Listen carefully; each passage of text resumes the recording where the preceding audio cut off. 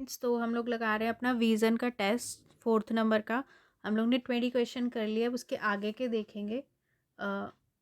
देखते हैं question number 21। फसल गहनता सीआई के संदर्भ में निम्नलिखित कथनों पर विचार कीजिए। देखिए, एक सजेशन बार बार देती हूँ मैं ताकि आप लोग को याद रहे। जब आप पढ़ रहे हैं क्वेश्चन तो मेरा एक है कि बहुत ध्यान से पढ़िए, ठीक है। जब आप एग्ज़ाम में देंगे ना तो ठीक है, टाइम लगता है, आप प्रैक्टिस करिए टाइम के लिए, लेकिन आप क्वेश्चन ध्यान से पढ़िए। कभी कभी क्या होता है कि क्वेश्चन अगर आप ध्यान से पढ़ेंगे तो आपको एक वर्ड से क्लिक कर जाएगा या फिर आपका गलत हो रहा होगा तो सही हो जाएगा।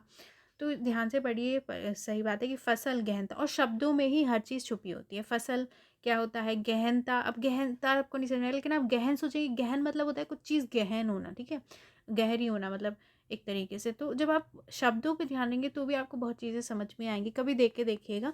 तो हम देखते हैं अपना क्वेश्चन। फसल गहनता के संदर्भ में निम्नलिखित कथनों पर विचार कीजिए। एक, ये सकल बोए गए क्षेत्र और निबल बोए गए क्षेत्र का अनुपात है। दूसरा, यदि हम सीमित भूमि से उत्पादन बढ़ाने के लिए प्रौद्योगिकी को परिनियोजित करते हैं तो श्रम की मांग काफ़ी बढ़ जाती है। उपयुक्त कथनों में से कौन सा ऐसे सही है? केवल एक, केवल दो, एक दो दोनों, ना तो एक ना तो दो। तो यह हमारा 21 का सी सही है। देखिए, द्वितीयक और तृतीयक आर्थिक क्रियाओं के विपरीत कृषि विशुद्ध रूप से भूमि आधारित क्रियाकलाप है, मतलब भूमि से जुड़ी होती है एग्रीकल्चर। दूसरे शब्दों में कृषि उत्पादन में भूमि का योगदान अन्य क्षेत्रकों में भूमि के योगदान की तुलना में अधिक होता है, मतलब भूमि का ज़्यादा उपयोग होता है। अतः ग्रामीण क्षेत्रों में भूमिहीनता प्रत्यक्ष रूप से वहाँ की गरीबी से संबंधित है। ग्रामीण क्षेत्रों में क्या होता है, भूमिहीनता से मतलब क्या होता है, गरीबी बढ़ती है। भूमि की गुणवत्ता कृषि उत्पादनता को प्रत्यक्ष रूप से प्रभावित करती है, जो अन्य कार्यों में नहीं है। भूमि की गुणवत्ता मतलब भूमि की गुणवत्ता कितनी अच्छी है। तो ये देखते हैं कि भूमि की गुणवत्ता से क्या है, कृषि की उत्पादकता बढ़ती है। चूंकि भारत में निबल बोए गए क्षेत्र में बढ़ोतरी की संभावनाएं सीमित है, अतः भूमि बचत प्रौद्योगिकी को विकसित और अनुकूलित करना अत्यंत आवश्यक है। ठीक है, तो मतलब कि जो बोया गया क्षेत्र होता है, मतलब अब जितनी भूमि है उतनी तो रहेगी।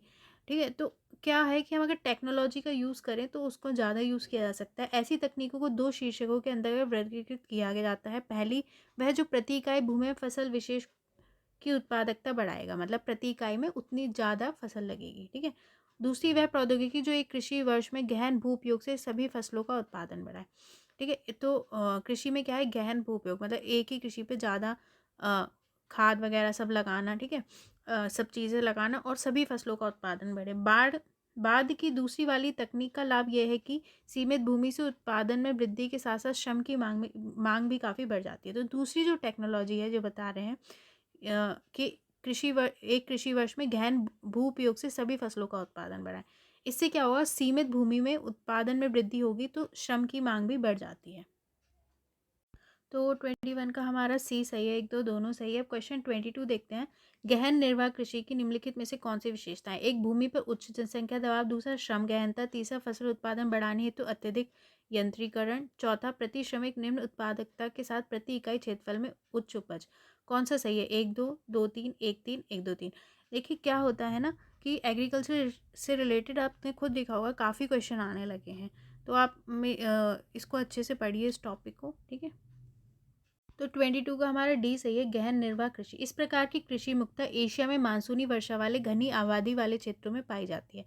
तो गहन कृषि कहाँ होती है? जो एशिया में मानसूनी वर्षा वाला जो घनी आबादी वाला क्षेत्र है वहाँ होती है। इस प्रकार की कृषि उन क्षेत्रों में की जाती है जब भूमि पर जनसंख्या का दबाव अधिक होता है, मतलब बहुत सारे लोग कम भूमि पर रह रहे हैं, जनसंख्या का दबाव ज़्यादा है, वहाँ होती है। भू स्वामित्व में विरासत के अधिकार के कारण पीढ़ी दर पीढ़ी जोतों का आकार छोटा और अलाभप्रद होता जा रहा है। ठीक है, तो क्या होता है कि देखिए, एक किसान के 4 बच्चे हैं उनमें बटी, फिर एक किसान के और 4 बच्चे हैं फिर उनमें बटी, तो मतलब पीढ़ी दर पीढ़ी जोत का आकार छोटा होता जा रहा है, ठीक है, और अलाभप्रद होता जा रहा है। और किसान वैकल्पिक रोजगार न होने के कारण सीमित भूमि से अधिकतम पैदावार लेने की कोशिश करते हैं और उनके पास कोई दूसरा रोजगार भी नहीं है, तो वो कम जो भूमि है उसी पे ही अधिक पैदावार लगाने की कोशिश करते हैं। अतः कृषि भूमि पर बहुत अधिक दबाव है, तो कृषि भूमि पर इसलिए बहुत दबाव है, तो एक सही है। यह श्रम गहन कृषि है जहाँ अधिक उत्पादन के लिए अधिक मात्रा में जैव रासायनिक निक्षेपों और सिंचाई का प्रयोग किया जाता है, मतलब उसी भूमि पर बहुत ज़्यादा क्या है, जो रासायनिक निवेशों सिंचाई का यूज़ करेंगे ताकि ज़्यादा उन्हें उत्पाद मिले, ठीक है, उत्पादन हो। गहन निर्वाह कृषि दो प्रकार की होती है, ठीक है। कैसी? आर्द्र चावल प्रधान गहन निर्वाह कृषि। इस प्रकार की कृषि में चावल प्रमुख फसल होती है, ठीक है। निर्वाह मतलब कि वो निर्वाह लायक ही वो कृषि कर रहे हैं अपने। तो इसमें चावल की जो आर्द्र चावल प्रधान गहन निर्वाह कृषि है उसमें चावल प्रमुख फसल होती है। जनसंख्या के उस दबाव के कारण भूमि जोत का आकार बहुत छोटा होता है, मतलब मैंने बताया कि उसका जोत का आकार छोटा होगा। कृषक पारिवारिक श्रम की मदद से कार्य करते हैं, मतलब फैमिली सारी लगी होती है, जिसमें भूमि का गहन उपयोग होता है। यंत्रों का उपयोग सीमित होता है और अधिकांश कृषि कार्य शारीरिक श्रम द्वारा किए जाते हैं। तो इसमें यंत्रों का जो उपयोग है वो सीमित होता है और ज़्यादातर कार्य शारीरिक श्रम द्वारा किए जाते हैं। भूमि की उर्वरता बनाए रखने के लिए गोबर की खाद का प्रयोग किया जाता है, मतलब गोबर की खाद यूज़ करेंगे उर्वरता के लिए। इस प्रकार की कृषि में प्रति इकाई क्षेत्रफल में उपज अधिक होती है, ठीक है। मतलब क्षेत्रफल कम क्षेत्रफल में ज़्यादा उपज होती है, लेकिन प्रति श्रमिक कृषक उत्पादकता कम होती है, क्योंकि बहुत सारे लोग लगे हैं ना, तो प्रति श्रमिक उत्पादकता कम होगी, ठीक है। जहाँ पर 2 लोगों से काम चल सकता था वहाँ 5 लोग लगे हैं, तो इसलिए प्रति श्रमिक कृषक उत्पादकता कम होती है। तो तीसरा सही नहीं है। चावल रहित गहन कृषि निर्वाह कृषि क्या होती है? एशिया के मानसूनी वर्षा वाले अनेक भागों में उच्चावच जलवायु, मृदा, अन्य भौगोलिक कारकों की भिन्नता के कारण धान की फसल उगाना प्राय संभव नहीं है। हर जगह चावल की कृषि नहीं हो सकती है, ये बता रहे हैं। तो इसलिए क्या है, चावल रहित गहन निर्वाह कृषि। उत्तरी चीन के मंचूरिया प्रांत, उत्तरी कोरिया, उत्तरी जापान में गेहूं, सोयाबीन, जौ और सोरघम बोया जाता है। तो यहाँ पर ये चीज़ें बोई जाती हैं, गेहूँ, सोयाबीन, जौ, ठीक है। भारत में सिंधु गंगा मैदानों के पश्चिमी भागों में गेहूं और पश्चिमी और दक्षिणी भाग के शुष्क भागों में ज्वार बाजरा उगाया जाता है। तो जो सिंधु गंगा का मैदान है उसके जो पश्चिम भाग हैं, ठीक है, जहाँ वर्षा कम होती है वहाँ पर गेहूं, और पश्चिम और दक्षिण भारत में क्या है, ज्वार, जहाँ शुष्क क्षेत्र है वहाँ पे ज्वार बाजरा उगाया जाता है, क्योंकि उनमें पानी कम चाहिए होता है। इस प्रकार की कृषि की अधिकतर विशेषताएं वही हैं जो आज चावल प्रधान कृषि की है। इसकी विशेषताएं तो वही है जो पहले हमने पढ़ी थी। अंतर केवल यह है कि इसमें प्राय सिंचाई करनी पड़ती है, क्योंकि वैसे ही वर्षा कम होती है। तो 22 का हमारा यहाँ पे डी सही है, ठीक है। पहला, दूसरा, चौथा सही है। अब 23 देखते हैं। निम्नलिखित में से किन उद्योगों को भारहास वाले कच्चे माल पर आधारित उद्योग के रूप में वर्गीकृत किया जाता है? एक, लौह इस्पात उद्योग, दूसरा लुगदी उद्योग, तीसरा चीनी मिल उद्योग, चौथा सूती वस्त्र उद्योग, पांचवा पेट्रोकेमिकल उद्योग। तो बताना है कौन सा सही है। 1 2 3, 2 4, 2 3 4 या 1 5। तो 23 का ए सही है। देखिए, भारहास, लॉसिंग वाला कच्चा माल वह सामग्री है जिसमें निर्माण होने के बाद पहले की तुलना में उसका भार कम हो जाता है। मतलब कि जो कच्चा माल होता है वो ज़्यादा भारी होता है और सामान बनने के बाद उसका भार कम हो जाता है, ठीक है। उदाहरण के लिए तांबे को उसके कच्चे माल ताम्र अयस्क से परिष्कृत किया जाता है। भारहास वाले कच्चे माल का उपयोग करने वाले उद्योग उन प्रदेशों में स्थापित किए जाते हैं जहाँ कच्चा माल उपलब्ध होता है। जैसे भारत में चीनी मिलें गन्ना उत्पादन क्षेत्रों में स्थापित है। अब इतना भारी कच्चा माल है तो वहीं पे ही उनने अपनी इंडस्ट्री लगा ली ना, कि मतलब लाने ले जाने में भी तो दिक्कत होगी। तो जैसे चीनी मिलें गन्ना उत्पादक क्षेत्रों में, इसी तरह लुगदी उद्योग, तांबा प्रगलन और कच्चा लोहा उद्योग अपने कच्चे माल प्राप्ति के स्थानों के निकट ही स्थापित किए जाते हैं। ठीक है, अब लोहा कितना भारी होगा तो वहीं पर उनने स्थापित कर लिया। लौह और इस्पात उद्योग में लौह अयस्क और कोयला दोनों ही भारहास वाले कच्चे माल है, ठीक है। जो लौह इस्पात उद्योग है उसमें क्या है, लौह अयस्क और कोयला दोनों ही क्या है, भारहास वाले कच्चे माल है। इसलिए लौह इस्पात उद्योग, लुगदी उद्योग, चीनी मिल उद्योग को भारहास वाले कच्चे माल पर आधारित उद्योग के रूप में वर्गीकृत किया गया है। तो ये आते हैं भारहास वाले कच्चे माल। समझ गए, कच्चा माल ज़्यादा भारी होता है तो वही इंडस्ट्री लगा ली। इसलिए लौह इस्पात उद्योगों के लिए अनुकूलतम स्थान कच्चे माल के स्रोतों के निकट होना चाहिए। यही कारण है कि अधिकांश लौह इस्पात उद्योग या तो कोयला क्षेत्रों बोकारो, दुर्गापुर आदि में के निकट स्थित हैं, अथवा लौह इसके स्रोतों जो हैं भद्रावती, भिलाई और राउरकेला के निकट स्थित हैं। इसी तरह खराब होने वाले कच्चे माल पर आधारित उद्योग भी कच्चे माल के स्रोतों के निकट स्थित होते हैं। अब मान लीजिए कोई कच्चा माल खराब जल्दी हो रहा है तो वो भी इंडस्ट्री वहीं होगी जहाँ पर वो कच्चा माल मिलेगा। बाजार निर्मित उत्पादों के लिए निर्गम उपलब्ध कराते हैं, ठीक है। बाजार क्या होते हैं, विनिर्मित उत्पादों के लिए निर्गम उपलब्ध कराते हैं। भारी मशीनों के औजार, भारी रसायन आदि से संबंधित उद्योगों की स्थापना उच्च मांग वाले क्षेत्रों के निकट की जाती है, क्योंकि ये बाजार अभिमुख होते हैं, ठीक है। अब जहाँ पर मांग ज़्यादा होगी, ठीक है, वहाँ पर ही क्या है, आपने उद्योग लगा दिए। तो इस तरीके से बाजार अभिमुख होंगे। सूती वस्त्र उद्योग में शुद्ध, जिसमें बारहास नहीं होता, कच्चे माल का उपयोग होता है और ये प्राय बड़े नगरीय केंद्रों में स्थापित किए जाते हैं। उदाहरण मुंबई, अहमदाबाद, सूरत। अब सूती वस्त्र में इतना तो बाहर होगा नहीं, ठीक है। मान लीजिए कॉटन वगैरह में तो ये जो बड़े नगर है वहाँ स्थापित होंगे। पेट्रोलियम परिशोधनशालाओं की स्थापना भी बाजारों के निकट की जाती है। तो जहाँ पेट्रोलियम परिशोधन होता है वो कहाँ होते हैं, जहाँ बाजार होता है वहीं होते हैं, क्योंकि अपरिष्कृत तेल का परिवहन आसान होता है। मतलब जो अपरिष्कृत तेल है उसको लाना ले जाना आसान होता है और उससे प्राप्त कई उत्पादों का उपयोग दूसरे उद्योगों में कच्चे माल के रूप में किया जाता है। और कई चीज़ें जो इसमें निकलती हैं वो दूसरे उद्योगों के लिए कच्चा माल होती है। ये उद्योग भी ऐसे कच्चे माल पर आधारित है जिनमें भार ह्रास नहीं होता है। कोयानी, मथुरा और बरौनी रिफाइनरी इसके विशिष्ट उदाहरण है। परिशोधनशालाओं की स्थापना में पत्तन भी एक महत्वपूर्ण भूमिका निभाते हैं। अब देखिए तेल बाहर से आता है तो जहाँ पोर्ट होता है वहाँ भी होगा, ऐसा हो सकता है। 23 का हमारा ए सही है, ठीक है। 1, 2, 3 सही थे। अब देखते हैं 24, जननांगीय संक्रमण सिद्धांत के संदर्भ में निम्नलिखित कथनों पर विचार कीजिए। एक, इसका उपयोग किसी क्षेत्र की भावी जनसंख्या का पूर्वानुमान करने के लिए किया जाता है। दूसरा, निम्न जन्म दर और निम्न मृत्यु दर शहरी, औद्योगिक और साक्षर समाजों की विशेषताएं हैं। तीसरा, ये 2 चरणों में जननांगीय संक्रमण की व्याख्या करता है। तो इनमें से कौन सा से सही है? केवल 2, 3, केवल 3, 1, 2 या 1, 2, 3। तो 24 का हमारा यहाँ पर सी सही है। देखिए जननांगी संक्रमण सिद्धांत का उपयोग देखिए जननांगी संक्रमण सिद्धांत का उपयोग किसी भी क्षेत्र की भविष्य की आबादी का वर्णन करने और पूर्वानुमान लगाने के लिए किया जाता है। तो इस सिद्धांत को यूज़ करते हैं जब किसी क्षेत्र की जो भविष्य की आबादी है उसका हमें पूर्वानुमान लगाना है, वर्णन करना है। ये सिद्धांत हमें बताता है कि जैसे जैसे समाज ग्रामीण, कृषि प्रधान और निरक्षर से शहरी, औद्योगिक और साक्षर समाज की ओर प्रगति करते हैं, वैसे वैसे किसी क्षेत्र की जनसंख्या उच्च जन्म दर और उच्च मृत्यु दर से निम्न जन्म दर और निम्न मृत्यु दर वाली जनसंख्या में रूपांतरित हो जाती है। देखिए मतलब ये है कि मतलब अगर गाँव है या फिर कम पढ़े लिखे हैं तो वहाँ पे जन्म दर बहुत बच्चे पैदा होते हैं, बहुत जन्म दर होती है। लेकिन जब समाज साक्षर होता है, इंडस्ट्रियलाइजेशन होता है तो निम्न जन्म दर मतलब कम बच्चे पैदा होते हैं, कम मृत्यु होती है, क्योंकि हमारे पास मेडिकल सारी सुविधा होती हैं। तो ये ऐसे चेंज होता है। ये परिवर्तन उन चरणों में होते हैं जिन्हें सामूहिक रूप से जननांगीय चक्र के रूप में इन्हें जाना जाता है। 3 चरणों वाले जनसांख्यिकीय संक्रमण सिद्धांत। पहले चरण में उच्च प्रजनन दर, उच्च मृत्यु दर होती है, क्योंकि लोग महामारी और अनिश्चित खाद्य आपूर्ति के कारण होने वाली मृत्यु से क्षतिपूर्ति हेतु अधिक प्रजनन करते हैं, ठीक है। जनसंख्या वृद्धि धीमी होती है और अधिकांश लोग कृषि में संलग्न होते हैं। जब बड़े परिवार एक संपत्ति मानी जाती है, जीवन प्रत्याशा कम होती है, अधिकतम लोग निरक्षर होते हैं, उनके पास निम्न स्तर की प्रौद्योगिकी होती है। तो पहले चरण की जो विशेषता बताई गई है, तो अब इसको ऐसे याद करिए जो पहले के टाइम, ठीक है, इंडिया में बहुत ज़्यादा प्रजनन दर, बहुत ज़्यादा मृत्यु दर थी, ठीक है। क्योंकि क्या होता है कि जैसे लोगों के पास मेडिकल सुविधाएं नहीं होती, खाद्य आपूर्ति नहीं होती, बहुत सारी महामारी आ रही है, ठीक है। तो इसके कारण क्या है, वो अधिक प्रजनन करते हैं। जनसंख्या वृद्धि दर थोड़ी धीमी होती है, ज़्यादातर लोग कृषि में लगे होते हैं। और बड़े परिवार, देखिए पहले जॉइंट फैमिलीज होती थी, जीवन प्रत्याशा कम होती है, लाइफ एक्सपेक्टेंसी की मतलब कितने साल जिएंगे। ज़्यादातर लोग निरक्षर होते हैं।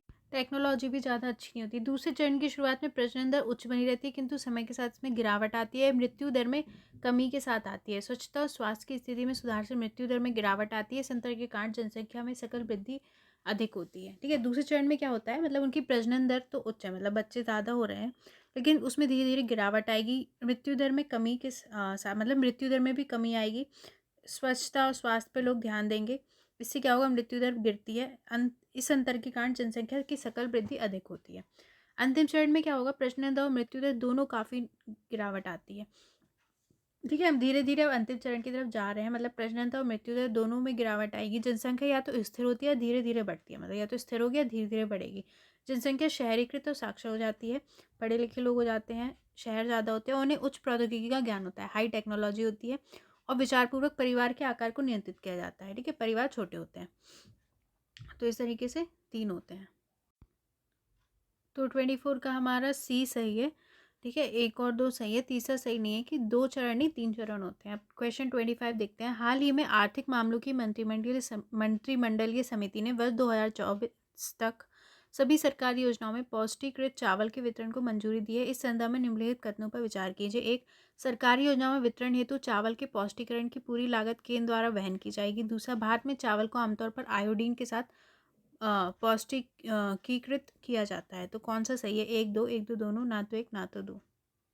तो 25 का हमारा ए सही है। हाल ही में आर्थिक मामलों की मंत्रिमंडलीय समिति ने सभी राज्यों और संघ शासित प्रदेशों में पोषण की कमी से निपटने के उद्देश्य से वर्ष 2024 तक सभी सरकारी योजनाओं में चरणबद्ध तरीके से पौष्टिकीकृत चावल के वितरण को मंजूरी प्रदान की है, ठीक है। तो मतलब पोषण की कमी से निपटने के लिए 2024 तक क्या है, हमें चरणबद्ध तरीके से जो चावल है उसको मतलब पौष्टिक करके उसका वितरण करना है, ठीक है। पौष्टिकीकृत चावल की आपूर्ति लक्षित सार्वजनिक वितरण प्रणाली TDPS के माध्यम से राष्ट्रीय खाद्य सुरक्षा अधिनियम जो है, NFSA, राष्ट्रीय बाल विकास सेवा ICDS, प्रधानमंत्री पोषण योजना और अन्य कल्याणकारी योजनाओं OWS के तहत की जाएगी। तो ये मतलब ये जो आपूर्ति है इन योजनाओं के अंतर्गत की जाएगी। चावल के पौष्टिकीकरण की पूरी लागत केंद्र द्वारा वहन की जाएगी। एक सही है, पूरी लागत केंद्र वहन करेगा। इस पहल के पूर्ण क्रियान्वयन के लिए 3 चरणों की परिकल्पना की गई है। चरण 1, वर्ष 2022 तक पूरे भारत में ICDS और प्रधानमंत्री पोषण को कवर करना, जो कार्यान्वयन के अधीन है। चरण 2, चरण 1 के लक्ष्य को पूरा करने के साथ ही मार्च 2023 तक सभी आकांक्षी और बौनेपन की समस्याओं से व्यापक रूप से प्रभावित जिलों, कुल 291 जिलों में लक्षित सार्वजनिक वितरण प्रणाली और अन्य कल्याणकारी योजनाएं, मतलब ये लक्ष्य हैं। ठीक है। चरण 3, चरण 2 के लक्ष्य को पूरा करने के साथ मार्च 2024 तक देश के शेष जिलों को कवर करना। चावल का पौष्टिकीकरण, राइस फोर्टिफिकेशन क्या होता है? आहार आवश्यकता में सुधार करने हेतु समान चावल में सूक्ष्म पोषक तत्वों समानता सब आयरन, विटामिन B12 और फॉलिक एसिड मिलाने की प्रक्रिया, मतलब चावल में ही विटामिन वगैरह मिला देंगे तो वो पौष्टिक हो जाएगा। कौन से? आयरन, विटामिन B12 और फॉलिक एसिड। तो उसको फोर्टिफिकेशन बोलते हैं। भारत में चावल को बहिर्वेधन तकनीक, एक्सट्रूशन टेक्नोलॉजी का उपयोग करके पौष्टिकीकृत किया जाता है। कौन सी तकनीक है वो ध्यान रखिए, बहिर्वेधन तकनीक। इस तकनीक में चावल को पीसकर उसका चूर्ण तैयार किया जाता है। उसमें विटामिन और खनिजों के प्रीमिक्स को मिश्रण किया जाता है, मतलब चावल को पीसा, उसका चूरा बनाया, उसमें विटामिन खनिज मिला दिए। इस मिश्रण से एक उत्सारित मशीन, एक्सट्रूडर मशीन का उपयोग करके चावल के पौष्टिकीकृत दाने तैयार किए जाते हैं। फिर मशीन से चावल के दाने तैयार किए जाएंगे। इस प्रकार तैयार किए गए चावल के दानों को पारंपरिक चावल में 1/50 से 1/200 के अनुपात में मिश्रित किया जाता है। ठीक है। फिर इन्हें जो पारंपरिक चावल है उसमें मिला दिया जाता है इस अनुपात में, जिसके कारण पौष्टिकृत चावल सुगंध, स्वाद और बनावट में पारंपरिक चावल के लगभग समान होते हैं। तो जैसे नॉर्मल चावल होता है वैसे ही लगते हैं। चावल के पौष्टिकीकरण के लाभ: कुपोषित और सुभेद आबादी के पोषण को बढ़ाना, मतलब न्यूट्रिशन बढ़ाना, एनीमिया को दूर करना, लागत प्रभावी होना। ठीक है। गर्भावस्था में शिशु के विकास में सहायक है। तो 25 का हमारा ए सही है। ठीक है, दूसरा सही नहीं था। अब देखते हैं क्वेश्चन 26। इस प्रकार के उद्योग भारी उद्योग होते हैं जो प्राय कोयला क्षेत्र के पास स्थित होते हैं और धातु प्रगलन, भारी इंजीनियरिंग, रसायन निर्माण, विनिर्माण या वस्त्र उत्पादन में संलग्न होते हैं। उपयुक्त परिच्छेद में निम्नलिखित में से किस प्रकार के उद्योग का सर्वोत्तम वर्णन किया गया है? किसके बारे में बात हो रही है? ए, उच्च प्रौद्योगिकी वाले उद्योग, बी, स्वच्छंद उद्योग, तीसरा चिमनी वाले उद्योग, डी, छोटे पैमाने वाले उद्योग। तो देखिए 26 का सी सही है। आकार, पूंजी निवेश और नियोजित श्रम शक्ति के आधार पर उद्योगों को बड़े, मध्यम, लघु और कुटीर उद्योगों के रूप में वर्गीकृत किया जाता है। ठीक है। तो मतलब आधार, पूंजी निवेश और उसमें जो श्रम लगाया उसके आधार पर इन्हें बांटा जाता है। बड़े पैमाने पर निर्माण की प्रक्रिया के आधार पर विश्व में के प्रमुख औद्योगिक प्रदेशों को 2 बड़े समूहों में विभाजित किया जा सकता है, अर्थात परंपरागत बृहद औद्योगिक प्रदेश जिनमें जिसके समूह कुछ अधिक विकसित देशों में, उच्च प्रौद्योगिकी वाले बृहद औद्योगिक प्रदेश जिनका विस्तार कम विकसित देशों में हुआ है। ठीक है। तो इनको 2 में बांट दिया गया है, मतलब परंपरागत बृहद औद्योगिक प्रदेश जो विकसित देशों में है, उच्च प्रौद्योगिकी वाले बृहद औद्योगिक प्रदेश जो कम विकसित देशों में हुआ है। परंपरागत बृहद औद्योगिक प्रदेश ये भारी उद्योगों पर आधारित होते हैं, मतलब ये भारी उद्योगों पर आधारित हैं जो प्राय कोयला खदानों के निकट स्थित होते हैं और धातु प्रगलन, भारी इंजीनियरिंग, रसायन निर्माण और वस्त्र उत्पादन के कार्य में संलग्न होते हैं। इन उद्योगों को अब धुएं की चिमनी वाले उद्योग, स्मोक स्टैक इंडस्ट्रीज के रूप में जाना जाता है। ठीक है। तो जैसे कि मतलब ऐसे भारी उद्योग, ठीक है, जहाँ ये कोयला खदान के निकट होंगे और मतलब धातु प्रगलन, भारी इंजीनियरिंग वगैरह किया जाएगी, तो ऑब्वियसली धुएं निकलने के लिए चिमनी वाले उद्योग में इनको बांटा जाता है। स्वच्छंद उद्योग, फुटलूस इंडस्ट्रीज क्या होते हैं? व्यापक विविधता वाले स्थानों में स्थित होते हैं। ये किसी विशिष्ट कच्चे माल पर निर्भर नहीं होते, चाहे वह कच्चा माल भारास वाला हो या कोई अन्य हो। ये उद्योग काफ़ी हद तक संगठन पुर्जों पर निर्भर रहते हैं जो कहीं से भी प्राप्त किए जा सकते हैं। इसमें उत्पादकता कम होती है, साथ ही इसमें कम श्रमिक की आवश्यकता होती है। तो इस तरीके के उद्योग स्वच्छंद उद्योग कहलाते हैं। ठीक है। विविधता वाले स्थानों पर ये होते हैं, मतलब इन पे कोई विशिष्ट कच्चे माल पर ही डिपेंड नहीं होते। तो ये इनकी विशेषता है। उच्च प्रौद्योगिकी निर्माण गतिविधियों की नवीनतम पीढ़ी है। ठीक है, हाई टेक्नोलॉजी वाले जो इसे गहन अनुसंधान और विकास, रिसर्च एंड डेवलपमेंट प्रयासों के अनुप्रयोग के रूप में बेहतर तरीके से समझा जा सकता है। रिसर्च एंड डेवलपमेंट होता है इसमें, इसके परिणामस्वरूप उन्नत वैज्ञानिक और अभियांत्रिकी गुणों वाले उत्पादों का विनिर्माण होता है इसमें। असेंबली लाइन पर रोबोटिक्स, कंप्यूटर एडेड डिज़ाइन और निर्माण, प्रगलन और शोधन प्रक्रियाओं के इलेक्ट्रॉनिक नियंत्रण और नए रासायनिक एवं औषधीय उत्पादों का निरंतर विकास उच्च तकनीकी उद्योग के उल्लेखनीय उदाहरण है। उच्च प्रौद्योगिकी वाले ऐसे उद्योग जो प्रादेशिक रूप से संकेंद्रित, आत्मनिर्भर, उच्च विशेषता लिए हैं उन्हें प्रौद्योगिकी उद्योग टेक्नोपॉलिस कहा जाता है। पेट्रो रसायन उद्योग, ठीक है, पेट्रोकेमिकल इंडस्ट्री भारत में सबसे तेज़ी से बढ़ने वाले उद्योगों में से ये एक है। इस श्रेणी के उद्योगों के अंतर्गत विभिन्न प्रकार के उत्पाद आते हैं। कई वस्तुएं जैसे कच्चे पेट्रोलियम से प्राप्त होती हैं और कई अन्य उद्योगों के लिए कच्चा माल उपलब्ध कराती है। इन्हें सामूहिक रूप से पेट्रोकेमिकल उद्योग के रूप में जाना जाता है। ये पॉलीमर, रसायन, फाइबर इंटरमीडिएट जैसे विभिन्न पेट्रोकेमिकल के निर्माण वितरण के लिए उत्तरदायी है। 26 का आंसर हमारा सी था। अब 27 देखते हैं। चावल की खेती के संदर्भ में निम्नलिखित कथनों पर विचार कीजिए। एक, मृणमय काली मृदा जिसमें जल संचित रह सकता है चावल के लिए आदर्श होती है। दूसरा, इसके लिए 100 सेंटीमीटर से अधिक वार्षिक वर्षा के साथ मध्यम तापमान और उच्च आर्द्रता की आवश्यकता होती है। तीसरा, देश के कुल फसली क्षेत्र में के लगभग 1/4 भाग में चावल की खेती की जाती है। तो इनमें से कौन सी सही है? 1, 2, 2, 3, केवल 3 या 1, 3? तो 27 का सी सही है। चावल भारत की देखिए मुख्य फसल है और प्रत्येक दिन लाखों भारतीय इसका सेवन करते हैं।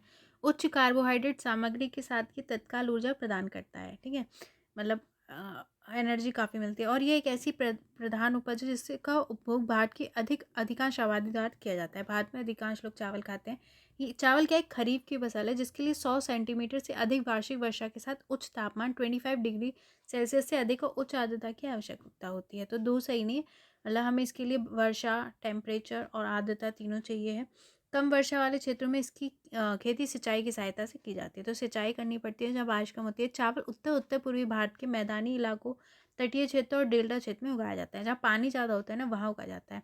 नहर सिंचाई और ट्यूबवेल के घने नेटवर्क के विकास ने पंजाब, हरियाणा, पश्चिमी उत्तर प्रदेश और राजस्थान के कुछ हिस्सों ऐसे कम वर्षा वाले क्षेत्रों में चावल की खेती करना संभव बना दिया है। सिंचाई की वजह से और भी क्षेत्रों में लगा है। दक्षिणी राज्यों और पश्चिमी बंगाल की जलवायु परिस्थितियाँ एक कृषि फसल में चावल की 2 या 3 फसलों की खेती संभव बनाती हैं। ठीक है, तो यहाँ पे दक्षिण राज्यों में, पश्चिम बंगाल में क्या है, चावल की 2 या 3 फसल की खेती होती है। ठीक है, पश्चिम बंगाल में किसान चावल की 3 फसलें उगाते हैं। 3 फसलें उगाते हैं पश्चिम बंगाल, जिन्हें औस, अमन और बोरो कहा जाता है। किंतु देश के हिमालय, उत्तर पश्चिम भागों में से दक्षिण पश्चिम मानसून के मौसम में खरीफ की फसल के रूप में उगाया जाता है।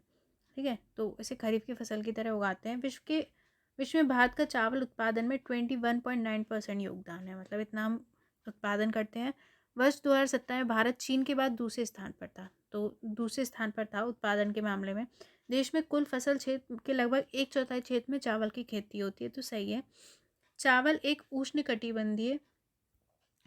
कटिबंधीय पादप है, मतलब गर्मी वाली जगह पे उगता है। इसके कारण इसे 22 डिग्री सेल्सियस से अधिक उच्च तापमान और 100 सेंटीमीटर से अधिक वार्षिक वर्षा की से आवश्यकता होती है। कम वर्षा वाले क्षेत्रों में इसकी सिंचाई आवश्यक है। तो जहाँ कम वर्षा होती है वहाँ क्या है, इसकी सिंचाई आवश्यक है। ठीक है, मृणमय जलोढ़ मृदा जो क्लेड एल्यूवियल सॉइल जिसमें जल संचित रह सकता है, चावल के लिए आदर्श होती है। तो मृणमय जलोढ़ मृदा इसके लिए ज़रूरी होती है जिसमें जल संचित रहता है।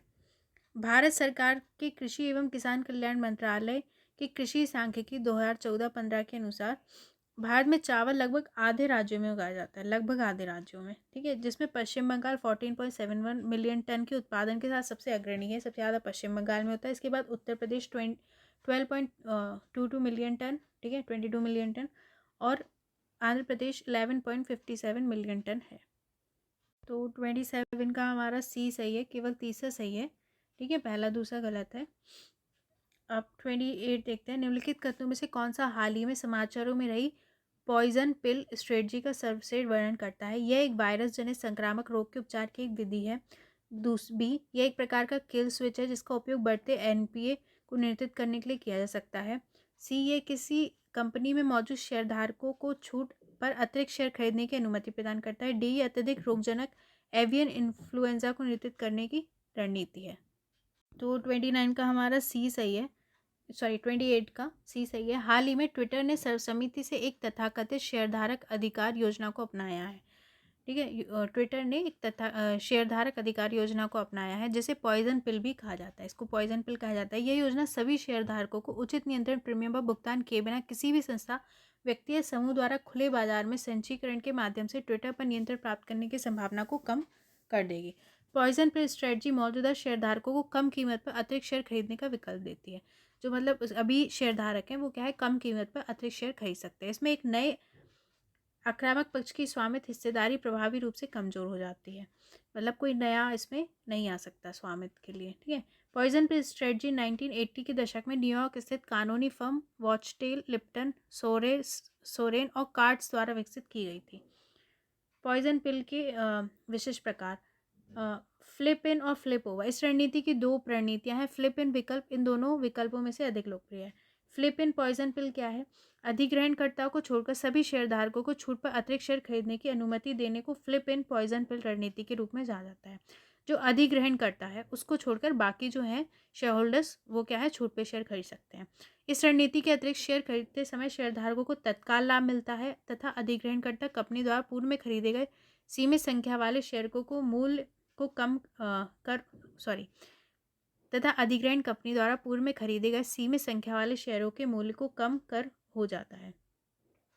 फ्लिप ओवर पॉइजन पिल क्या है? फ्लिप ओवर रणनीति लक्षित कंपनी के शेयरधारकों को अधिग्रहणकर्ता कंपनी के शेयरों को काफ़ी कम कीमत पर खरीदने की अनुमति देता है, ठीक है।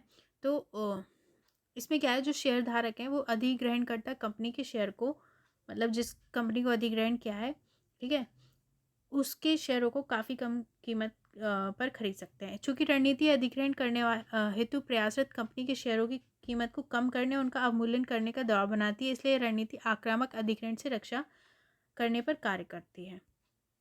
तो 28 का हमारा सी सही है। मतलब क्या है पॉइजन पिल स्ट्रेटजी? ये किसी कंपनी के मौजूदा शेयरधारकों को छूट पर अतिरिक्त शेयर खरीदने की अनुमति प्रदान करती है, ठीक है। मतलब उस कंपनी के जो ऑलरेडी ने शेयर ले रखे हैं वो छूट पर अतिरिक्त शेयर खरीद सकते हैं, ठीक है। अब देखते हैं क्वेश्चन 29। ट्रांस साइबेरियन रेल मार्ग के संदर्भ में निम्नलिखित कथनों पर विचार कीजिए। एक है विश्व का सबसे लंबा रेल मार्ग है। दूसरा है रूस के मॉस्को से जापान के टोक्यो तक जाता है। इसमें से कौन सा सही है? एक दो दोनों, ना तो एक ना तो दो। तो 29 का ए सही है हमारा। देखिए, ट्रांस साइबेरियन रेल मार्ग का निर्माण यूरोपीय रूस को साइबेरिया और एशियाई रूस से जोड़ने के लिए किया गया था। रूस दो जगह फैला है, यूरोप में और एशिया में, तो दोनों को जोड़ने के लिए। यह पश्चिम में सेंट पीटर्सबर्ग से मॉस्को ऊफा, मतलब सेंट पीटर्सबर्ग से मॉस्को ऊफा, नोवोसिबिर्स्क, इरकुत्स्क, चिता और खाबरोवस्क से गुजरते हुए प्रशांत तट पर व्लादिवोस्टोक तक जाता है। तो ये सेंट पीटर्सबर्ग से व्लादिवोस्टोक तक जाता है। ये विश्व का सबसे लंबा रेल मार्ग होने के कारण 8 समय क्षेत्रों को पार करता है। तो ये 8 समय क्षेत्र पार करता है, इसलिए सही नहीं था। और हमारा ट्रांस मंचूरियन रेल मार्ग मॉस्को से बीजिंग तक 8,986 किलोमीटर 5,623 मील लंबा ट्रांस मंचूरियन मार्ग सबसे लंबा मार्ग है जो चीन में समाप्त होता है, ठीक है। ये मॉस्को से बीजिंग जाने वाला रेल मार्ग विश्व का तीसरा सबसे लंबा रेल मार्ग है, ठीक है, जो जिसकी लंबाई 8,986 किलोमीटर। इस मार्ग का कुछ भाग ट्रांस साइबेरियन मार्ग से होकर गुजरता है, किंतु यह एक पृथक रेल मार्ग है, ठीक है। इसके बाद यह एशिया का सबसे महत्वपूर्ण और विश्व का सर्वाधिक लंबा 9,332 किलोमीटर दोहरे पथ से युक्त विद्युतीकृत पार महाद्वीपीय रेल मार्ग है। इसने अपने एशियाई प्रदेशों को पश्चिमी यूरोपीय बाजारों से जोड़ा है। इसका विकास आर्थिक, राजनीतिक और रक्षा कारणों से हुआ है, ठीक है। तो इसमें आपको ये दिख रहा है। थोड़ा सा वॉइस का डिस्टर्बेंस होता है तो इसको अवॉइड कर दीजिएगा। तो 29 का हमारा ए सही है। अब 30 देखते हैं। निम्नलिखित कथनों पर विचार कीजिए। एक, दक्षिण अफ्रीका अफ्रीका का सबसे बड़ा इस्पात उत्पादक देश है। दूसरा, लॉरेन में यूरोप का सबसे बड़ा लौह अयस्क भंडार स्थित है। तो कौन सा सही है? एक दो दोनों, ना तो एक ना तो दो। तो 13 का हमारा सी सही है। World steel association world steel की रिपोर्ट करने वाले 64 देशों में वैश्विक कच्चा इस्पात उत्पादन मई 2021 में 174.4 मिलियन टन माउंट था, जिसमें मई 2020 की तुलना में 16.5% की वृद्धि हुई है। अफ्रीका ने अक्टूबर 2021 में 1.4 मिलियन टन का उत्पादन किया, जो अक्टूबर 2020 के स्तर से 24.1% अधिक है। लोहा इस्पात उद्योग अल्जीरिया, मिस्र, जिम्बाब्वे और दक्षिण अफ्रीका में विकसित हुआ है। दक्षिण अफ्रीका अफ्रीका के प्रमुख इस्पात उत्पादक देशों में एक है। तो दक्षिण अफ्रीका है वो अफ्रीका के प्रमुख इस्पात उत्पादक देशों में है। मिस्र अफ्रीका का सबसे बड़ा इस्पात उत्पादक देश है, तो मिस्र में सबसे ज़्यादा होता है। बैरी निनिंग के इस्पात उद्योग नेटाल के आयरन स्क्रैप और कच्चे लोहे का उपयोग करते हैं। जो बैरी निनिंग है उसमें इस्पात उद्योग नेटाल के आयरन स्क्रैप और कच्चे लोहे का उपयोग करते हैं। वैश्विक लौह और इस्पात उद्योगों के लिए प्राथमिक लौह का स्रोत लौह अयस्क है। लगभग समग्र 98% लौह अयस्क का उपयोग इस्पात निर्माण में किया जाता है। यूरोप में स्वीडन एक महत्वपूर्ण क्षेत्र है जहाँ अच्छी गुणवत्ता वाला लौह अयस्क प्राप्त होता है। स्वीडन से अच्छी गुणवत्ता वाला लौह अयस्क प्राप्त होता है। स्वीडन में लौह अयस्क खनन के प्रमुख क्षेत्रों में किरुना, गैलीवार और डेनमोरा शामिल हैं। एक अन्य महत्वपूर्ण क्षेत्र फ्रांस में लॉरेन है। लॉरेन में यूरोप का सबसे विशाल लौह अयस्क भंडार है। फ्रांस के लॉरेन में सबसे बड़ा लौह अयस्क भंडार है। इसके अतिरिक्त जर्मनी के नॉर्मैंडी, पिरेनीज, सेल्सिया और फलिया क्षेत्र और यूनाइटेड किंगडम के क्वीवलैंड, मिडलैंड और स्कॉटलैंड क्षेत्र यूरोप के प्रमुख अयस्क खनन क्षेत्र हैं। ठीक है। पश्चिम जर्मनी में रूर क्षेत्र यूरोप में सबसे घनी आबादी वाले क्षेत्र और सबसे बड़े औद्योगिक केंद्रों में से एक है। रूर क्षेत्र कोयला भंडारण के लिए प्रसिद्ध है और यहाँ उच्च गुणवत्ता वाला कोकिंग कोल पाया जाता है। तो 30 का हमारा बी सही है, केवल 2 सही है। देखिए एक्सप्लेनेशन बहुत बड़े बड़े आंसर दिए हुए हैं इसलिए बहुत टाइम लग जा रहा है। ठीक है। अब हम देखते हैं नेक्स्ट क्वेश्चन। मध्य सागरीय कृषि के संदर्भ में निम्नलिखित कथनों पर विचार कीजिए। एक, ये अत्यधिक वाणिज्यीकृत कृषि है। दूसरा, ये केवल भूमध्य सागरीय क्षेत्र में प्रचलित है। तीसरा, अंगूर की खेती भूमध्य सागरीय कृषि की विशेषता है। चौथा, सर्दी के मौसम में फल और सब्जियां उगाई जाती हैं। तो इनमें से कौन से सही है? केवल 4, केवल 2 4, केवल 2, केवल 1 3 4। तो बताना है कौन सा सही है। तो 31 का हमारा डी सही है। देखिए, भूमध्य सागरीय कृषि शब्द उन क्षेत्रों में प्रचलित कृषि के लिए प्रयुक्त किया जाता है जहाँ भूमध्य सागरीय प्रकार की जलवायु पाई जाती है। ये अत्यधिक वाणिज्यिक कृषि है। मतलब जैसे कि देखिए, जो भूमध्य सागर है उसके पास जैसी जलवायु पाई जाती है वैसी अगर बाकी के देशों में जहाँ भी पाई जाती है वैसी जलवायु, तो उसे भूमध्य सागरीय कृषि ही बोलेंगे कि वहाँ होती है। तो और ये क्या है? अत्यधिक वाणिज्यीकृत कृषि है। तो एक सही है। विश्व में 5 प्रमुख क्षेत्र हैं जहाँ भूमध्य सागरीय प्रकार की कृषि की जाती है। तो ऐसे 5 क्षेत्र हैं विश्व में। उनमें सबसे बड़ा क्षेत्र भूमध्य सागर के चारों ओर अवस्थित है। पहले तो जो भूमध्य सागर है उसके चारों तरफ है। ठीक है। इसलिए इसे भूमध्य सागरीय कृषि कहते हैं क्योंकि वहाँ की प्रमुख विशेषता है, इसलिए उसके नाम से बुलाते हैं। अन्य क्षेत्रों में आ जाता है संयुक्त राज्य अमेरिका में कैलिफोर्निया, मध्यवर्ती चिली, दक्षिण अफ्रीका का दक्षिणी भाग इसमें शामिल है। ठीक है। तो दूसरा सही नहीं है। अंगूर की खेती भूमध्य सागरीय क्षेत्र की विशेषता है। तो यहाँ पे जो खट्टे फल वगैरह होते हैं वो ज़्यादा होते हैं, वो यहाँ की विशेषता है। भूमध्य सागरीय कृषि का लाभ यह है कि सर्दियों के मौसम में अत्यधिक मूल्यवान फसलें जैसे फल और सब्जियां उगाई जाती है जिनकी यूरोप और अमेरिका में अत्यधिक मांग रहती है। तो ठंड में यहाँ फल और सब्जियां उगाई जाती हैं। तो 31 का हमारा डी सही है। 1 3 4 सही है। दूसरा सही नहीं है कि ये केवल भूमध्य सागरीय क्षेत्र में प्रचलित है और क्षेत्र में भी प्रचलित है। ठीक है, जहाँ सेम जलवायु पाई जाती है। अब देखते हैं क्वेश्चन 32।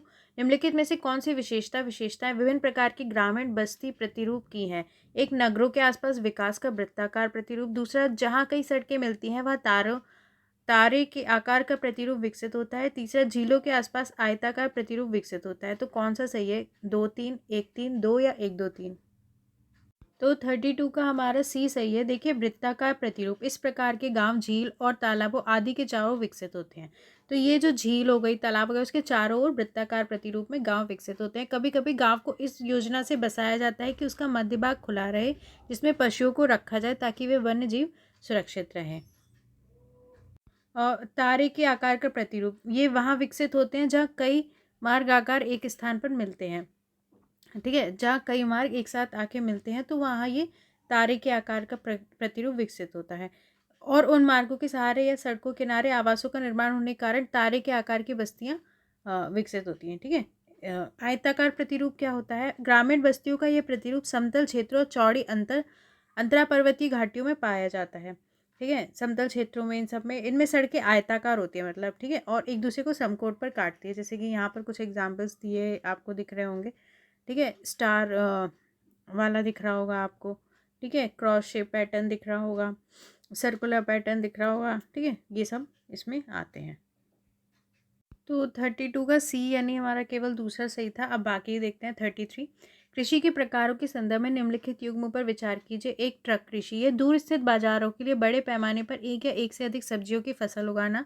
दूसरा, कारखाना कृषि, इसमें विनिर्मित पशु आहार और पशु चिकित्सा देखभाल के साथ गौशाला और बाड़ों में पशुपालन, विशेष रूप से कुक्कुट पालन और मवेशी पालन किया जाता है। तीसरा, मिश्रित कृषि, एक ही समय में विभिन्न फसलें उगाने पर समान बल देना। तो कौन सा इससे सही है? 1 2 3 2 3 3 या 1 2। तो 33 का हमारा डी सही है। बाजार के लिए सब्जी की खेती और उद्यान कृषि, मार्केट गार्डनिंग एंड हॉर्टिकल्चर, देखिए के अंतर्गत केवल उच्च मूल्य वाली फसलें जैसे सब्जियां, फल फूल उगाए जाते हैं जिनकी मांग नगरीय क्षेत्रों में अधिक होती है। ठीक है। तो जैसे कि जो भी जिनकी मांग सब्जी फल फूल उनकी नगर के क्षेत्रों में ज़्यादा होती है, तो वहाँ पे क्या है मतलब उद्यान कृषि होती है ये सब, ठीक है, सब्जी के लिए खेत। इसके अंतर्गत खेतों का आकार छोटा होता है, मतलब खेत छोटे होते हैं, और ये खेत नगरीय केंद्रों जहाँ उच्च आय वाले उपभोक्ता रहते हैं के निकट अवस्थित होते हैं और उनसे सुगम यातायात प्रणाली के द्वारा जुड़े होते हैं। मतलब छोटे खेत होते हैं, जो चीज़ खेतों में मांग है वो उगती है, ठीक है। और क्या है, खेत नगर के पास होते हैं और यातायात भी होता है। इनमें गहन श्रम और अधिक पूंजी की अधिक आवश्यकता होती है। गहन श्रम चाहिए, ठीक है, और अधिक पूंजी चाहिए। इसके अतिरिक्त सिंचाई, अच्छी किस्म के बीज, उर्वरक, कीटनाशक, ग्रीन हाउस और शीत क्षेत्रों में कृत्रिम ताप का भी इस कृषि में उपयोग किया जाता है। ये सब चाहिए होता है। जिन क्षेत्रों में किसान केवल सब्जी का उत्पादन करते हैं वह कृषि को ट्रक फार्मिंग के नाम से जाना जाता है। तो देखिए, जिन क्षेत्रों में किसान केवल सब्जी उगाते हैं, ठीक है, उसको कहते हैं ट्रक फार्मिंग। फार्म और बाजार के मध्य की दूरी से ट्रक का एक रात भर में तय कर सकता है, जिसे ट्रक एक रात भर में तय कर सकता है, उसी के आधार पर इसका नाम ट्रक फार्मिंग रखा गया। तो ट्रक क्या है कि मतलब सामान एक रात में एक जगह से दूसरी जगह ले जाते हैं, तो इसे ट्रक फार्मिंग इसलिए बोलते हैं। उद्यान कृषि क्या है? उद्यान कृषि के अलावा पश्चिमी यूरोप और उद्यान कृषि के अलावा पश्चिमी यूरोप और उत्तरी अमेरिका के औद्योगिक क्षेत्रों में कारखाना कृषि भी की जाती है। इसमें विनिर्मित पशु आहार और पशु चिकित्सा देखभाल के साथ गौशालाओं, बाड़ों में पशुपालन, विशेष रूप से कुक्कुट पालन और मवेशी पालन किया जाता है। तो दूसरा सही है, ठीक है। ये होती है कारखाना कृषि, जिसमें मतलब जानवर उन्हें रखे होते हैं। इसमें भवन निर्माण, विभिन्न कार्यों के लिए यंत्र खरीदने, पशु चिकित्सा सेवाओं तथा ताप और प्रकाश की व्यवस्था करने के लिए अत्यधिक पूंजी की आवश्यकता होती है। इसमें पूंजी चाहिए होती है। अच्छी नस्ल का चुनाव और प्रजनन की वैज्ञानिक विधियां कुक्कुट पालन और पशुपालन के महत्वपूर्ण लक्षण हैं, ठीक है। मिश्रित कृषि विश्व का अत्यधिक विकसित भागों में की जाने वाली कृषि है। उदाहरण के लिए उत्तरी पश्चिम यूरोप, पूर्वी उत्तरी अमेरिका, यूरेशिया के कुछ भाग, दक्षिणी महाद्वीपों के समशीतोष्ण अक्षांशों वाले कुछ भागों में इसका विस्तार है। इस कृषि में खेतों का आकार मध्यम होता है और आमतौर पर इसमें बोई जाने वाली फसलें गेहूं, जौ, जई, राई, मक्का, चारा और कंदमूल वाली फसलें हैं। तो ये सब फसलें मिश्रित कृषि में आ जाती हैं। चारे की फसलें मिश्रित कृषि का एक महत्वपूर्ण घटक है। इसमें फसल उत्पादन, पशुपालन दोनों को समान रूप से महत्व दिया जाता है। देखिए, इस मिश्रित कृषि में क्या होता है, मतलब फसल भी उगा रहे हैं, पशुपालन भी कर रहे हैं। शस्यावर्तन अंतः फसली कृषि मृदा की उर्वरता को बनाए रखने में महत्वपूर्ण भूमिका निभाते हैं। मतलब फसलों में चेंज भी करते रहते हैं, ठीक है। फसलों के साथ मवेशी, भेड़, सुअर और कुक्कुट जैसे पशु भी आय का स्रोत होते हैं। पशुपालन भी हो रहा है, कृषि भी हो रही है। विकसित कृषि यंत्र, इमारतों, रासायनिक उर्वरकों और हरी खाद के व्यापक उपयोग आदि का अधिक पूंजी व्यय के साथ ही कृषकों की कुशलता और योग्यता मिश्रित कृषि की एक मुख्य विशेषता है। तो 33 का हमारा केवल सी सही है, मतलब तीसरा सही है, पहला दूसरा सही नहीं था। अब क्वेश्चन 34 देखते हैं। निम्नलिखित नगरों पर विचार कीजिए। एक भुवनेश्वर, दूसरा पटना, तीसरा वाराणसी, चौथा जयपुर, पांचवा कोटा। स्वर्णिम चतुर्भुज के अंतर्गत आने वाला राष्ट्रीय राजमार्ग नेटवर्क भारत के उपयुक्त में से कौन से प्रमुख शहरों से होकर गुजरता है? ठीक है, तो बताना है। ए 1 2 3, बी 2 4 5, सी 1 3 4, डी 1 2 3 4 5। तो 34 का हमारा सी सही है।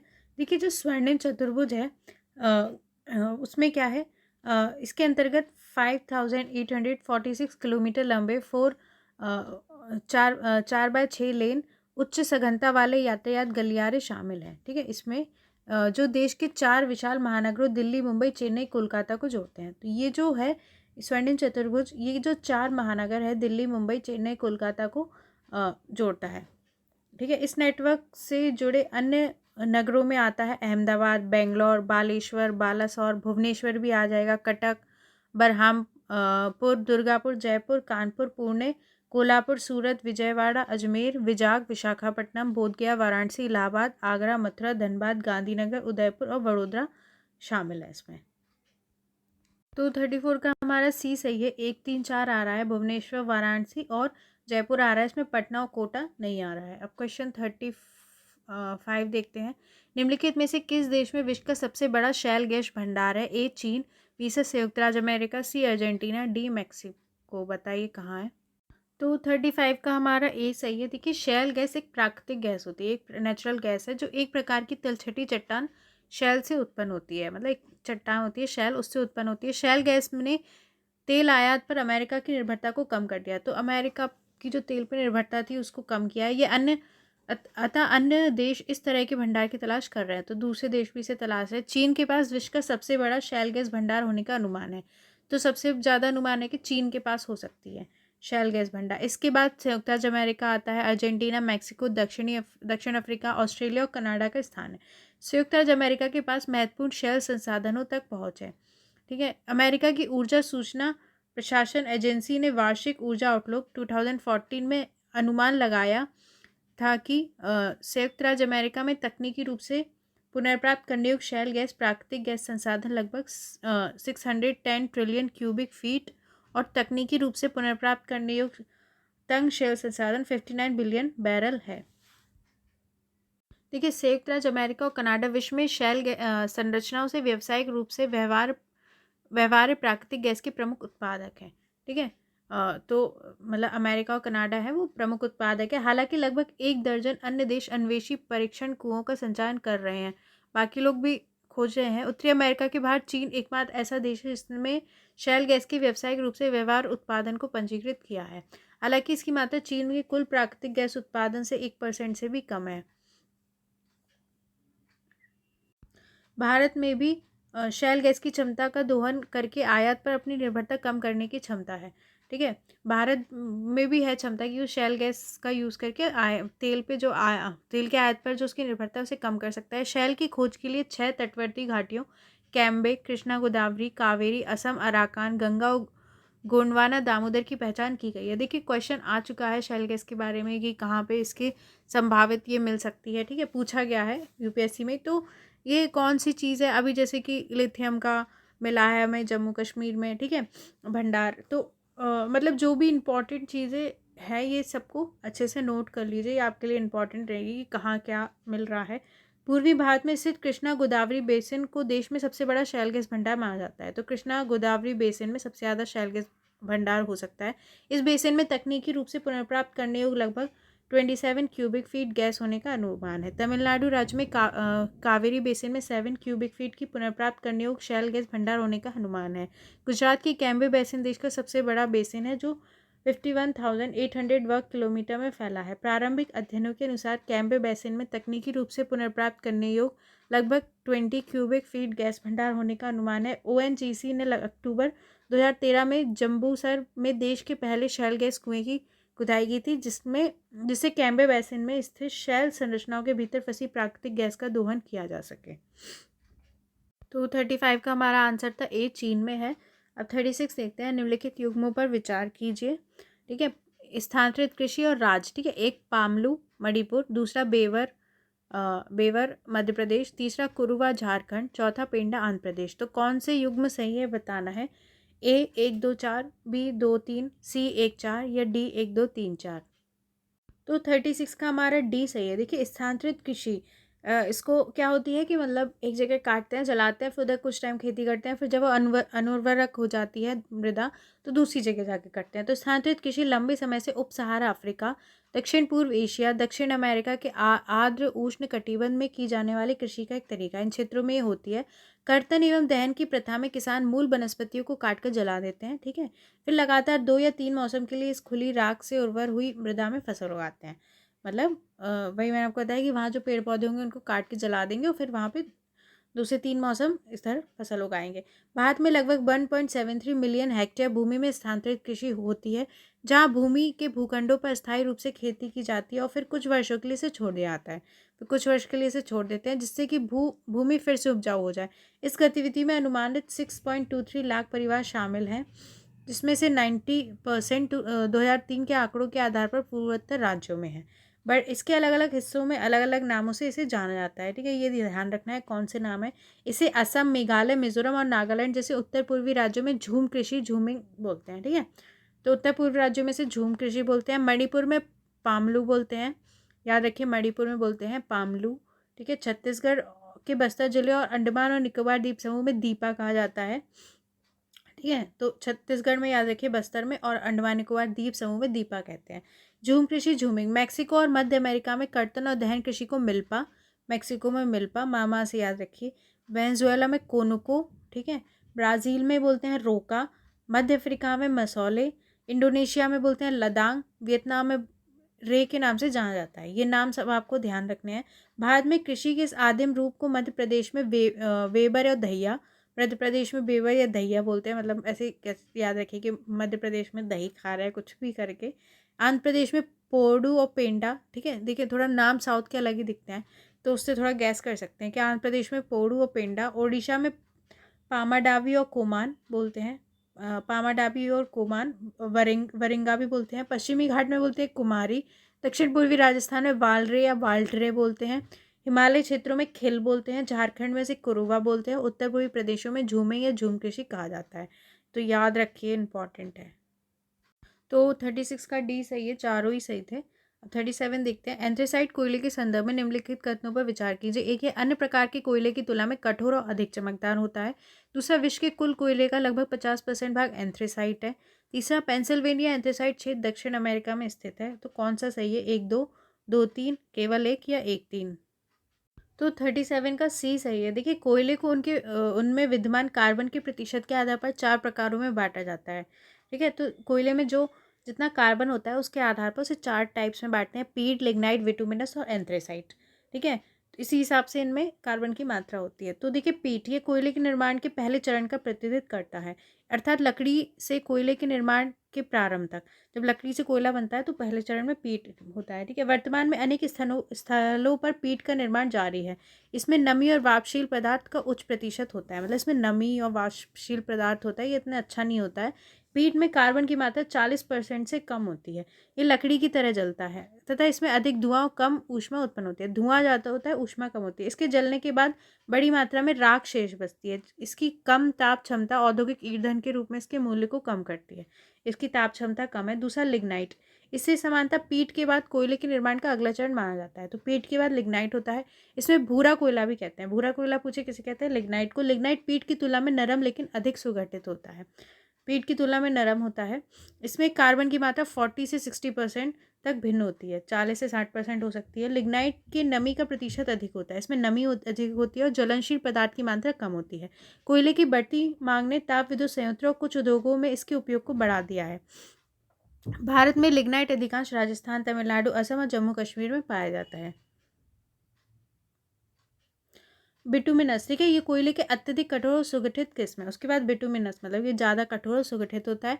इसमें कार्बन की मात्रा 60% से 80% तक होती है, इससे थोड़ी ज़्यादा हो जाती है। विश्व के कुल कोयला उत्पादन के लगभग 80% बिटुमिनस का होता है।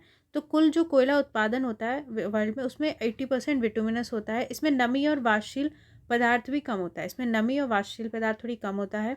मुख्य रूप से लौह इस्पात उद्योग में लौह इसको गलाने के लिए वात्या भट्टी, ब्लास्ट फर्नेस में कोक का उपयोग किया जाता है। देखिए जो लौह इस्पात उद्योग होते हैं उसमें लौह अयस्क जो होता है, आयरन ओर, उसको गलाने के लिए ब्लास्ट फर्नेस में क्या है, कोक का उपयोग किया जाता है। विटुमिनस कोयला झारखंड, उड़ीसा, पश्चिम बंगाल, मध्य प्रदेश और छत्तीसगढ़ में पाया जाता है, ठीक है। अब एंथ्रेसाइट देखिए, यह कोयले की सर्वोत्तम प्रकार में से एक है। एंथ्रेसाइट सबसे अच्छा कोयला होता है। इसमें कार्बन की मात्रा 80 से 90% तक होती है। एंथ्रेसाइट में व्यवहारिक रूप से कोई अस्थिर पदार्थ नहीं होता है। यह आसानी से प्रज्वलित नहीं होता है, लेकिन एक बार जलने के बाद इसकी ताप क्षमता सबसे अधिक होती है। मतलब आराम से नहीं जलेगा जल्दी से, लेकिन जब जलेगा तो अच्छा हीट देगा। यह लंबे समय तक जलता रहता है और लंबे टाइम तक जलेगा। साथ ही इसके जलने के बाद अत्यधिक कम राख शेष बचती है, राख कम बचती है, धुआं कम होता है, ऐसे, ठीक है। इसके अन्य प्रकार के कोयले की तुलना में कठोर और अधिक चमकदार होता है। ये कठोर होता है और अधिक चमकदार होता है, एक सही है। एंथ्रेसाइट विश्व के कुल कोयले का लगभग 5% ही है। देखिए अच्छी चीज़ तो कम ही होगी, तो ऐसे याद रखिए कि टोटल कोयले का 5% भाग ही है एंथ्रेसाइट, ठीक है। भारत में इस प्रकार का कोयला केवल जम्मू कश्मीर में ही मिलता है और वह भी बहुत कम मात्रा में। एंथ्रेसाइट कोयले का सबसे कम मात्रा में पाया जाने वाला एक प्रकार है, ठीक है। एंथ्रेसाइट कोयले का सबसे कम मात्रा में पाया जाने वाला एक प्रकार है, सबसे कम होता है। संयुक्त राज्य अमेरिका में यह अधिकांशतः उत्तर पूर्वी पेंसिल्वेनिया में पाया जाता है, ठीक है। और देश के संपूर्ण कोयले भंडार में 2% से भी कम का योगदान देता है। एंथ्रेसाइट की कुल मात्रा दक्षिण अफ्रीका, ऑस्ट्रेलिया, पूर्वी यूक्रेन, पश्चिमी कनाडा, चीन और अन्य देशों में पाई जाती है। तो 2-3 सही नहीं है। तो 37 का हमारा सी यानी केवल एक सही है, दूसरा तीसरा सही नहीं है, ठीक है। अब 38 देखते हैं। भारत में प्रचलित सिंचाई प्रणाली के संदर्भ में निम्नलिखित कथनों पर विचार कीजिए। एक, लघु सिंचाई परियोजना में सतही और भौम जल दोनों ही स्रोत शामिल होते हैं, जबकि बड़ी और मध्यम परियोजनाएं अधिकांशतः सतही जल संसाधनों का दोहन करती हैं। दूसरा, ड्रिप सिंचाई, स्प्रे या सूक्ष्म छिड़काव सिंचाई या बबल सिंचाई सिंचाई विधियों की कुल सिंचाई श्रेणी के अंतर्गत आती है। तो इनमें से कौन सी सही है? केवल एक, केवल दो, एक दो, दोनों, ना तो एक ना तो दो। तो 38 का हमारा एक सही है। कृषि में जल का उपयोग मुख्य रूप से सिंचाई के लिए किया जाता है। देश में वर्षा के स्थान और समय आधारित परिवर्तनशीलता के कारण सिंचाई की आवश्यकता होती है। सिंचाई सुविधाओं के कारण बहुफसल संभव होती है। यह भी पाया गया कि असिंचित भूमि की तुलना में सिंचित भूमि में कृषि उत्पादकता अधिक होती है। मतलब पानी चाहिए एग्रीकल्चर करने के लिए। इसके अतिरिक्त फसलों की अधिक उपज देने वाली किस्मों को नियमित नमी की आपूर्ति की आवश्यकता होती है, जो केवल विकसित सिंचाई प्रणालियों द्वारा ही संभव है। मतलब अगर आपकी सिंचाई सुविधा है तो एग्रीकल्चर ज़्यादा अच्छा होगा। लघु सिंचाई परियोजना में उनके स्रोत के रूप में सतही और भौमजल दोनों ही होते हैं। ठीक है, लघु सिंचाई मतलब सतही जल और भौमजल दोनों शामिल होंगे, जबकि बड़ी और मध्यम परियोजनाएं अधिकांशतः सतही जल संसाधन का दोहन करती हैं। जो बड़ी और मध्यम परियोजनाएं वो क्या है, सतही जल संसाधन का दोहन करती हैं। भौमजल लघु सिंचाई मुख्य रूप से किसानों की व्यक्तिगत और सहकारी प्रयासों के माध्यम से संस्थागत वित्त और उनकी अपनी बचत की सहायता से की जाती है। ठीक है, सतही जल लघु सिंचाई योजनाओं को समानतः केवल सार्वजनिक क्षेत्र के द्वारा ही वित्त पोषित किया जाता है। अब देखिए सिंचाई के तरीके। स्थानीयकृत सिंचाई, लोकलाइज इरिगेशन, एक ऐसी प्रणाली है जो जल को कम दबाव में एक पाइप नेटवर्क के माध्यम से पूर्व निर्धारित पैटर्न से वितरित किया जाता है। इसके तहत जल प्रत्येक पौधे उसके आसपास एक छोटे से रिसाव के रूप में प्रदान किया जाता है। इससे कम प्रभाव वाली सिंचाई प्रणाली, कम मात्रा वाली सिंचाई, सूक्ष्म सिंचाई के रूप में भी जाना जाता है। मतलब ऐसे है कि मतलब डायरेक्ट उसका पौधे तक पहुंच जाए पानी। ठीक है, तो कम पानी यूज़ होगा। ठीक है, ड्रिप सिंचाई क्या होती है, फुहार और सूक्ष्म छिड़काव सिंचाई। ठीक है, और बबल सिंचाई और सिंचाई विधियाँ की श्रेणी में शामिल है। ठीक है, ये सब आती हैं। प्रमुख ढलान, जैसे मतलब कोई फुहारा लगाया और धीरे धीरे पानी टपक रहा है। प्रमुख ढलान, अब एक साथ पानी डालेंगे तो वो बह जाएगा, धीरे धीरे डलेगा तो वो मृदा सोखेगी, ये सब होता है। प्रमुख ढलान की दिशा में खेत की लंबाई के साथ छोटी छोटी समानांतर नाली बनाकर कुंड सिंचाई, फॉरो इरिगेशन की जाती है। ठीक है, छोटी छोटी समानांतर नाली बना दी जाती हैं। प्रत्येक पाइप के ऊपरी सिरे को कुंड पर लगा दिया जाता है। इसमें जल गुरुत्वाकर्षण के प्रभाव से नीचे की ओर बहता है। तो 38 का हमारा केवल ए सही है। अब क्वेश्चन 39 देखते हैं। विस्तृत वाणिज्य अनाज कृषि की विशेषताओं के संदर्भ में निम्नलिखित कथनों में से कौन सा सही नहीं है, बताना। ए, यह मध्य अक्षांशों के आंतरिक अर्धशुष्क भूमि प्रदेशों में प्रचलित है। बी, इसमें गेहूं प्रमुख फसल है, हालांकि मक्का, जौ, जई और राई जैसी अन्य फसलें भी उगाई जाती हैं। सी, इसमें खेत का आकार बहुत बड़ा होता है, इसलिए जुताई से लेकर कटाई तक कृषि के सभी कार्य यंत्रों द्वारा किए जाते हैं। डी, इसमें प्रति व्यक्ति उच्च तापमान के साथ प्रति एकड़ उच्च उत्पादन होता है। 39 का हमारा डी सही है। मध्य अक्षांशों के आंतरिक अर्धशुष्क भूमि प्रदेशों में विस्तृत वाणिज्य अनाज कृषि की जाती है। तो मध्य अक्षांशों के अलावा अर्धशुष्क क्षेत्रों में ये होती है। ठीक है, अर्धशुष्क भूमि प्रदेशों में इसमें गेहूं की प्रमुख फसल है। ठीक है, हालांकि यहाँ मक्का, जौ, जई और राई जैसी अन्य फसलें भी उगाई जाती हैं। बी सही है। खेत का आकार बहुत बड़ा होता है, इसलिए जुताई से लेकर कटाई तक कृषि के सभी कार्य यंत्रों द्वारा किए जाते हैं। तो इसमें खेत का आकार बड़ा होता है। इसमें प्रति एकड़ उत्पादन कम होता है, लेकिन प्रति व्यक्ति उत्पादन अधिक होता है। ठीक है, तो डी सही नहीं है। प्रति एकड़ कम उत्पादन है, लेकिन प्रति व्यक्ति उत्पादन अधिक होता है। प्रति इकाई भूमि उत्पादन के स्थान पर प्रति व्यक्ति उत्पादन को अधिकतम करने के प्रयास निरंतर किए जाते हैं। ठीक है, प्रति इकाई भूमि उत्पादन के स्थान पर मतलब प्रति व्यक्ति उत्पादन को अधिक करने के प्रयास होते हैं। प्रत्येक किसान एक विस्तृत कृषि भूमि को नियंत्रित करता है और इस पर खेती करता है, इसलिए प्रति व्यक्ति उत्पादन में उल्लेखनीय वृद्धि होती है। ठीक है, तो इसमें क्या होता है कि एक जो मतलब लोग उसमें कम लगे होते हैं। ठीक है, जो एक प्रत्येक किसान है वो एक विस्तृत मतलब बड़े कृषि भूमि को नियंत्रित करता है। फसल प्रतिरूप की विस्तृत प्रकृति के कारण प्रति इकाई भूमि क्षेत्र में उत्पादकता बहुत कम रहती है। ठीक है, यहाँ पर क्या है मतलब जैसे एक ही फसल लगाई जा रही है बहुत बड़े क्षेत्र में, तो इससे क्या है प्रति इकाई भूमि क्षेत्र में उत्पादकता कम हो जाती है। केवल उत्तर पश्चिम यूरोप में के कुछ हिस्सों में उत्पादकता गहन कृषि के बराबर है। शेष विस्तृत कृषि क्षेत्र में उत्पादकता प्राय गहन कृषि से कम होती है। तो इनकी उत्पादकता गहन कृषि से लगभग होती है, उत्तर पश्चिम यूरोप को छोड़कर। इस प्रकार की कृषि यूरेशिया के स्टेपी, कनाडा, अमेरिका के प्रेरी, अर्जेंटीना के पंपास, दक्षिण अफ्रीका के वेल्ड, ऑस्ट्रेलिया के डाउन्स और न्यूजीलैंड के कैंटरबरी आदि घास के मैदान में सबसे अच्छी तरह विकसित हुई है। तो 39 का डी हमारा सही नहीं था। बाकी 40 देखते हैं। स्वच्छंद उद्योगों के संदर्भ में निम्नलिखित कथनों पर विचार कीजिए। एक, ये काफ़ी हद तक संगठन पुर्जों पर निर्भर होते हैं, जिन्हें कहीं भी प्राप्त किया जा सकता है। दूसरा, स्वच्छंद उद्योग संबंधित क्षेत्र में प्रदूषण फैलाने में अत्यधिक योगदान देते हैं। तीसरा, ये उद्योग दूरस्थ क्षेत्रों में स्थापित किए जाने चाहिए। तो कौन सा सही है? 1, 1-3, 2-3 या 1-2-3? तो 40 का हमारा ए सही है। स्वच्छंद उद्योग जो फुटलूस इंडस्ट्री है, उस उद्योग के लिए प्रयुक्त एक सामान्य शब्द है जिसे संसाधनों या परिवहन जैसे कारकों से प्रभावित हुए बिना किसी भी स्थान पर स्थापित किया जा सकता है। जो फुटलूस इंडस्ट्री है उसे कहीं भी स्थापित कर सकते हैं। स्वच्छंद उद्योग व्यापक विविधता वाले स्थानों पर स्थित होते हैं। ये किसी विशिष्ट कच्चे माल जिसमें भार में कमी हो रही है अथवा नहीं पर निर्भर नहीं होते हैं। ठीक है, वे काफ़ी हद तक संगठन पुर्जों पर निर्भर करते हैं जिन्हें कहीं भी प्राप्त किया जा सकता है। तो ये ऐसे मतलब पुर्जों पर निर्भर है जिन्हें कहीं भी प्राप्त किया जा सकता है, कोई विशिष्ट इनके लिए नहीं चाहिए चीज़। स्वच्छंद उद्योगों के विकास का कारण अत्यधिक परिष्कृत उत्पादों में तेजी से होने वाले विकास में निहित है।